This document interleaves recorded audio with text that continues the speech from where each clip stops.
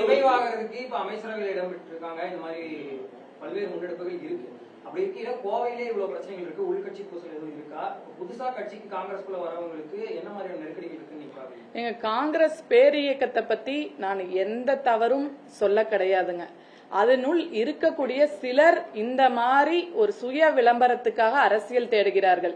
எந்த கட்சியா இருந்தாலும் ஒரு வேட்பாளரை அறிமுகம் செய்து விட்டால் அதை அவங்க ஏற்றுக்கொண்டு அந்த வேட்பாளருக்கு களத்துல நிப்பாங்க.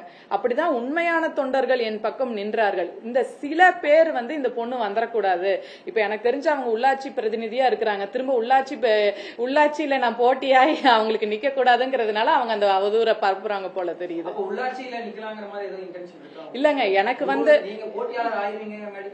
எனக்கு சட்டமன்றத்திலயுமே நிக்கிறதுக்கான, நான் சட்டமன்றத்திலயுமே போய் நிக்கணும், எனக்கு சீட்டு வேணும்னு எல்லாம் நான் எந்த மெனக்கடலைங்க.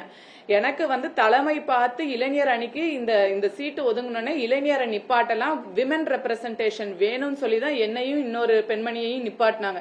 யூத் காங்கிரஸ்ல நேஷனல் செக்ரட்டரியா இருக்கிறதுனாலதான் எனக்கு சீட்டு டெல்லி தலைமை ஒதுக்குனாங்க. என் ஒர்க்கை பார்த்து தான் கொடுத்தாங்களே தவிர நீங்க ஃபேக்கா மணி வாங்கி கொடுத்தாங்க அதுங்கிற அலிகேஷனே முற்றிலும் தவறு. அப்ப இப்படி சிலருடைய இந்த என்ன சொல்றதுங்க, சிலருடைய மலிவான அரசியல்னால இனி வரும் பெண்களுக்கும் இது ஒரு மிகப்பெரிய சவாலா இருக்கும். அது மத்த பெண்களுக்கு சவாலா இருக்க கூடாது அப்படிங்கறதுனாலதான் எல்லாருக்கும் குடும்பம் இவ்வளவு அண்டர்ஸ்டாண்டிங்கா ஒத்துக்குவாங்கன்னு சொல்லல. சில பேர் இத காரணமா வச்சு அரசியலை விட்டு விலகுவாங்க. அப்ப அந்த உண்மை பர்பஸ் டிஃபீட் ஆகும். மீடியாவை பார்க்கலைனாலும் சோசியல் மீடியால அடிக்கடி நீங்க போடுற பதிவுலயே அவங்க முன்னிச்சு தான் குற்றச்சாட்டுறாங்க. நீங்க கட்சிக்கு எல்லாம் செயல்படுறீங்க. எம்பி ஜோதிமணி அவங்களோட இதுக்கு நீங்க இல்லங்க, அக்கா ஜோதிமணி அவர்களுக்கு எதிராக நான் பேசினது அவரை குற்றம் சாட்டணும்னு பேசல. நீங்க அந்த பதிவு இன்னமும் என்னோட சோசியல் மீடியால இருக்கு, நீங்க அதை எடுத்து பார்க்கலாம்.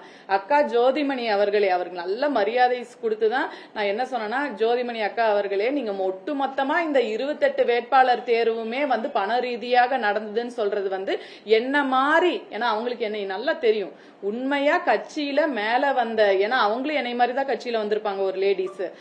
உண்மையிலேயே கட்சியில கஷ்டப்பட்டு ஒரு பதவிக்கு தலைமை சீட்டு கொடுக்கும் போது ஒட்டுமொத்தமாக பணம் ரீதியாக தான் இந்த வியாபாரமாக நடந்ததுன்னு சொல்றது உண்மையிலேயே சீட்டு வாங்கின என்னை போன்றவர்களுக்கு ரொம்ப பாதிப்பாகுது. அதுவும் பெண்ணுக்கு எவ்வளவு பெரிய தாக்குதல் வருங்கிறது இதைத்தான் நான் சொன்னேன். ஆனா இந்த நடுவுல காயத்ரி பூந்து இதுல ஒரு விளம்பரத்தை தேடிக்கிட்டு நான் அவங்களுக்கு விமர்சனம் வச்ச அப்படியெல்லாம் சொல்ல முடியாதுங்க. ஒட்டுமொத்தமா நீங்க எப்படி குற்றச்சாட்டு வைக்கலாம்? ஜோதிமணி அக்காவுக்குமே அவங்களுக்கு ஆக்சஸ் இருக்கு. அவங்க அவங்களுக்கு ஏதாவது ஒரு குளறுபடி இருந்திருந்தா அவங்க நேரா மீடியாவை சந்திச்சு சொல்லியிருக்கலாமே. ஏன் ஒட்டுமொத்தமா இப்படி பேசுறீங்க? இது என்ன மாதிரி உங்களுக்கு அடுத்து வரக்கூடிய பெண் அரசியல் நிர்வாகிகள் நாங்க. அப்ப எங்களை அப்படி பேசுறது எனக்கு மனசுக்கு புண்படுதுங்கிற கருத்தை மட்டும்தான் நான் போட்டேனே தவிர யாரையும் அவதூறாக இவர்கள் பேசுவது போல பேசுவது என்னுடைய இயல்பிலேயே இல்லை. இப்ப நீங்க தலைமை கிட்ட புகார் சொல்லிருக்கீங்கன்றது அது ஒரு பக்கம் இருந்தாலும், தலைமை நடவடிக்கை இருக்கிறது ஒரு பக்கம் இருந்தாலும், நீங்க தனிப்பட்ட முறையில உங்க மேல அவதூறு பரப்புனதுக்காக சட்ட நடவடிக்கை இல்ல சத்தியமா நான் எடுப்பேங்க. ஏன்னா நான் பேசிக்கலி ஒரு வழக்கறிஞர் தான். பாத்தீங்கன்னா இப்படி they cannot defame me. இது என்னுடைய பர்சனல், நான் கண்டிப்பா ஒரு மான நஷ்ட வழக்க இவர்கள் மீது நான் தொடுப்பேன். ஏன்னா நான் எங்கேயுமே அதிகாரப்பூர்வமாக எதையும் சொல்லாத பொழுது பணம் கொடுத்தேன், அதை கொடுத்தேன், சிபாரிசுல வாங்கினேன்னு இவங்க சொல்றத கண்டிப்பா மான நஷ்ட வழக்கு இவர்கள் மீது நிச்சயமாக தொடுப்பேன். இல்ல யாரு நேத்து உங்களை பிரஸ் சந்திச்சது காயத்ரி அவர்கள் தானே. இல்ல ஜோதிமணி அக்கா மேல எனக்கு என்ன மன வருத்தம்னா, அப்படி பொத்தம்பொதுவா நீங்க ஊழல் குற்றச்சாட்டு நடந்துதான் இந்த சீட்டு விநியோகமாச்சுன்னு சொல்றது என்னை போல் நேர்மையாக சீட்டு வாங்கி அவர்கள் மனது புண்படுது.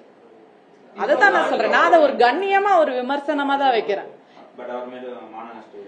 அவர் கண்ணியமா ஒரு விஷயத்த சொல்றேன் நானு. ஆனா ஏன்னா ஜோதிமணி அவர்கள் ஒன்னும் ஸ்ரீநிதி தப்பு பண்ணாங்கன்னு எந்த இடத்துலயும் சொல்லல, அவங்க பொதுவா தான் சொன்னாங்க. சோ அந்த இடத்துல அவர்கள் மீது எனக்கு வழக்கு தொடுக்க வேண்டிய அவசியம் இல்லை.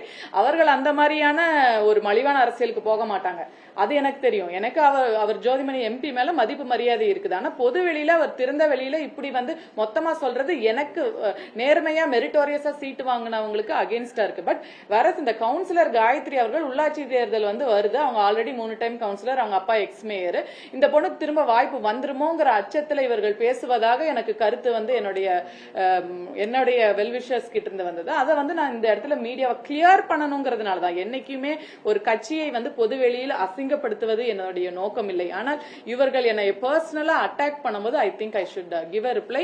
இல்லைன்னா வேற யாரும் யங்ஸ்டர்ஸ் விமன் இனிமேல் பாலிடிக்ஸ்க்கு வரவே மாட்டாங்க. நல்ல புரிதலோட அரசியல் தெளிவோட வரும் இளைஞர்கள் உங்களுக்கு களத்துல வேணும்னா இந்த மாதிரி இடையூறுகளை, அதுவும் பெண்ணே இந்த மாதிரி பொண்ணு அந்த மாதிரி கவுன்சிலர் ஒரு லேடி அந்த மாதிரிவே இப்படி கொடுக்கும்போது இனி யார் வருவாங்க? ஒரு கட்சியை சார்ந்து எப்படி வருவாங்க? இது எந்த கட்சியிலயும் நடக்க கூடாத ஒரு விஷயம் தான்.